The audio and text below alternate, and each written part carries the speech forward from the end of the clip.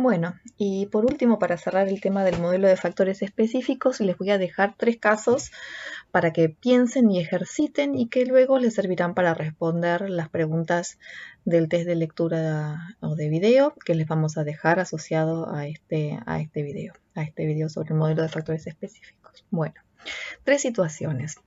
Supongamos que ya estamos en la situación de apertura comercial, si ya tenemos un equilibrio de apertura comercial y lo que les queremos hacer reflexionar es sobre diferentes casos. Pensemos el primero. Dice, tenemos una situación de economía abierta, China ya está en comercio con Argentina, ¿sí? Y lo que queremos es suponer que Argentina recibe un flujo de inversión extranjera directa y que ese flujo de inversión extranjera directa va a aumentar la dotación de capital que tiene China, ¿sí? Recordemos que China es el país que tiene una dotación relativa a capital tierra mayor que Argentina y bueno, y ahora va a incrementar su dotación aún más. Lo que les pido es que piensen cómo ese incremento en el stock de capital en China va a impactar en el mercado laboral chino, ¿sí? Cómo ese incremento de capital por unidad de trabajo o por hora de trabajo o por trabajador, ¿sí? Va a hacer que cambie la productividad de este trabajo, ¿sí? Si la productividad va a mejorar o va a empeorar. Y en el sector obviamente que esto impacta, ¿sí? Porque sabemos que capitales es un factor específico para la producción de motos. O sea que van a tener que graficar lo que está pasando en el mercado de trabajo de China, ¿sí? Partir de una situación inicial y hacer este shock, suponer que aumenta el stock de capital en China y que eso va a impactar particularmente en el mercado de las motos y de qué manera a través de la productividad marginal del trabajo, ¿sí? Entonces, bueno, a ver si eso mejora o empeora la productividad marginal del trabajo. Una vez que tengan eso resuelto con el mercado de trabajo, van a ver qué pasa con la producción relativa de motos y de arroz, ¿sí? Si eso va a aumentar la producción relativa de motos respecto de arroz en China o al revés. Y obviamente cómo impacta eso sobre la oferta relativa mundial. Ya sabemos que China ya estaba en situación de apertura, pero bueno, eso puede justamente impactar expandiendo la oferta relativa de motos o contrayendo, ustedes me dirán, ¿sí? Y por último, frente a ese cambio en la oferta relativa mundial, ¿cómo cambian los términos de intercambio? ¿Sí? Si esos precios internacionales caen o suben para las motos en términos del arroz. Y por último, pensar a ver cómo ese cambio en precios relativos beneficia o perjudica a los propietarios de los factores productivos, al propietario del capital, al propietario de la tierra y a los asalariados, ¿sí? O sea que ahí tienen que hacer los 3 gráficos, empezando por el shock en el mercado de trabajo, luego pensar qué pasa con el equilibrio en la economía cuando cambian los precios, cuando cambian, perdón, sí,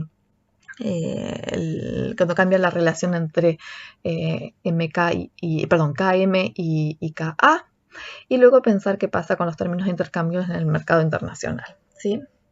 Bien, el ejercicio 2 les hace pensar la situación de qué pasaría en Argentina si el gobierno argentino decide en reforestar áreas que antiguamente eran utilizadas para cultivos. Es decir, estamos ampliando las áreas de bosques y reduciendo las superficies cultivables en Argentina.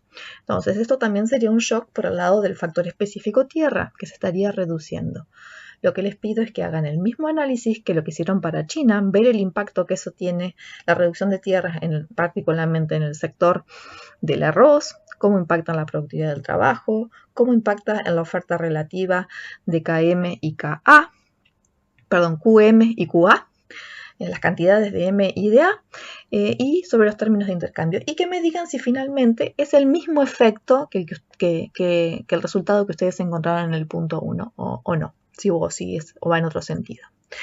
Y por último, ¿qué efecto tendría la crisis sanitaria actual de coronavirus sobre la productividad del trabajo en el mundo? ¿Sí? Supongamos que tenemos estas 2 economías, China y Argentina, y que tenemos este problema que estamos todos atravesando y queremos ver cómo impacta la productividad del trabajo. ¿sí? Pensemos que cuando nos enfermamos o cuando tenemos una situación adversa de estrés o cuando tenemos que trabajar en la casa, como nos pasa a muchos ahora con los chicos, con las tareas, ocupándonos también de limpiar la casa, de lo que sea, digamos, la productividad del trabajo es muy probable que caiga, ¿sí? Entonces, esa baja en la productividad del trabajo puede impactar a todos los trabajadores por igual, ¿sí? Que es el bullet 1 que les pongo acá. Bueno, pensemos esa situación. ¿Qué pasa si la productividad del trabajo afecta en baja a todos los trabajadores por igual? Y el segundo punto le dice, bueno, pensemos que en realidad no afecta a todos por igual, va a afectar más esa baja en productividad a los sectores que producen en áreas urbanas, por ejemplo, motos, ¿sí?